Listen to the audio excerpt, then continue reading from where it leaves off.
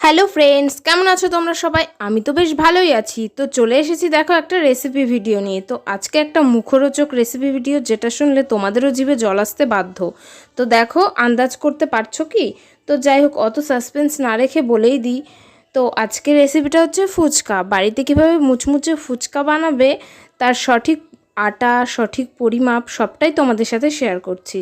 তো দেখো, এই যে এই বাটিটার 2.5 কাপ মতো পরিমাণ আটা নিয়েছি। আটা বলতে ফুচকা বানানোর জন্য আটা বলে এক ধরনের আটা পাওয়া যায়। তো সেই আটা দিয়েই তোমরা ফুচকা বানাতে পারবে। এমনি বাড়ির নর্মাল আটা বা ময়দা দিয়ে কিন্তু ফুচকাটা দোকানের মতো হবে না। তো যাই হোক, সেই আটাটা আমি প্লাস্টিক থেকে আস্তে আস্তে করে ঢেলে নিলাম। প্লাস্টিকের মধ্যে ছিল, ঢালতে একটু প্রবলেম হচ্ছিল, সে যাই হোক। আর তার সাথে নিতে হবে, যতটা পরিমাণ তোমরা আটা নেবে তার অর্ধেক পরিমাণ সুজি নিতে হবে। তো এই যে দেখো, সুজিটাও নিয়ে নেব, ওটাও একটা মাপযোগ করেই নিয়ে নিচ্ছি। সুজিটা এই যে দেখো বাটির মধ্যে ঢেলে নিচ্ছিলাম। এই যে এই বাটিতে তো দেখছো এইটুকু হয়েছে। তো আরও একটা কিছুতে ছিল সুজি, আরেকটা প্যাকেটে ছিল, তো সেটার মধ্যে থেকে নিয়ে 1 বাটি পরিমাণ দিয়ে দিলাম। যদিও একটু কম হয়ে গেল, যেহেতু 2.5 বাটি পরিমাণ আমি ময়দা দিয়েছিলাম, সেই কারণে 1.5 বাটি তো অন্তত আমাকে দিতেই হতো। তো যাই হোক, একটু কম হয়ে গেল। তারপরে এই যে একটু বেকিং সোডা দিয়ে দিলাম, যেটা খাবার সোডা বা যাই হোক, তোমরা যে যা নামে পরিচিত হয়ে থাকুক, আমাদের এখানে তো আমরা এটাই বলে থাকি। তো এটাই ভালো করে মিশিয়ে নেব। পুরোটা মিশিয়ে নেওয়ার পর জল দিয়ে আস্তে আস্তে করে মেখে নেব। গরম জল, ঠান্ডা জল এরকম কোনো ব্যাপার নয়, ঠান্ডা জল দিয়েই তোমরা মেখে নিতে পারো। তো আমি তো ঠান্ডা জল দিয়েই মেখে নিয়েছিলাম, বেশ অনেকটা পরিমাণেই হয়ে গেছিলো।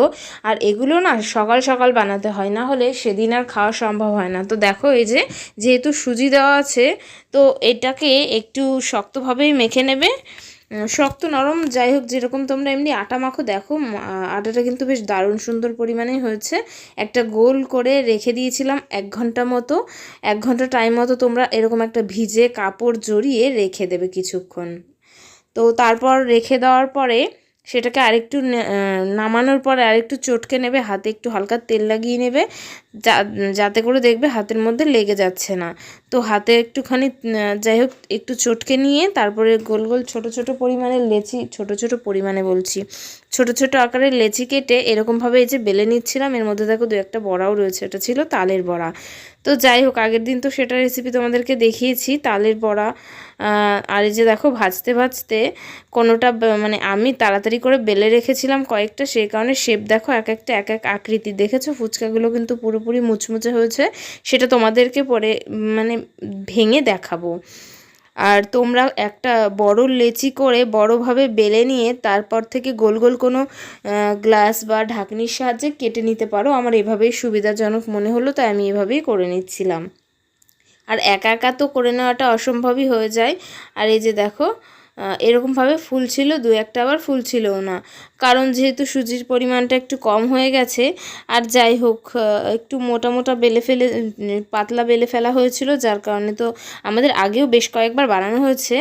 তো এই যে দেখো, ইচ্ছা করে আমি এগুলো বেশি কড়া করে দিয়েছি। কড়া করলে জানো তো খেতে আমার খুব দারুণ লাগে। তোমাদেরকে দেখাচ্ছি মুচমুচে কতটা হয়েছে। এই দেখো, দেখেছো কেমন মুচমুচে হয়েছে, দোকানের মতো হয়েছে। তো তো সেদিন আর আমরা ফুচকাটা খেয়েছিলাম না। পরের দিন দেখো, এই যে ওর মধ্যে তো আরও অনেক ছিল, যেগুলো আগের দিন দেখালাম, যেটা আগের দিন বলছি, যেটা একটু আগে দেখালাম সেটা কিন্তু লাস্টের কটা ছিল। তো পরের দিন যখন খাচ্ছিলাম তখন এই যে দেখো ভালো মুচমুচে হয়েছিল, সেটা আবার তোমাদেরকে পরীক্ষা করে দেখাচ্ছিলাম। পরের দিন দেখো, ফুচকার সরঞ্জামগুলো এই যে মটর আর ছোলা সেদ্ধ করে নেওয়া হয়েছে, আর আলুটাও সেদ্ধ করে এই যে চটকে রেখে দিয়েছি আমি। তো আর ওই যে কাঁচা লঙ্কাও সেদ্ধ করা হয়ে গেছে। তো আমি এইটুকু করেছি, তারপরে আমার মা আর কি পুরোটা কমপ্লিট করবে। আর এই যে তেঁতুলটাও ভিজিয়ে রেখেছি। দেখো তেঁতুলের কালারটা কীরকম লাগছে, এই জন্য আমার তেঁতুল গোলা জল বেশি একটা খুব পছন্দ নয়। তো যাই হোক, আমি এইটুকুই ভিজিয়ে রেখেছি। তারপর মশলা একটু ভাজা মশলা করে নেওয়া হয়েছে। দোকানের মতো অত মশলা দিয়ে আমরা খাবো না, কারণ যেহেতু হেলথ মেনটেন করে চলা উচিত। তো যাই হোক, বাড়িতে বানানো তো অতটাও প্রবলেম হওয়ার কথা নয়।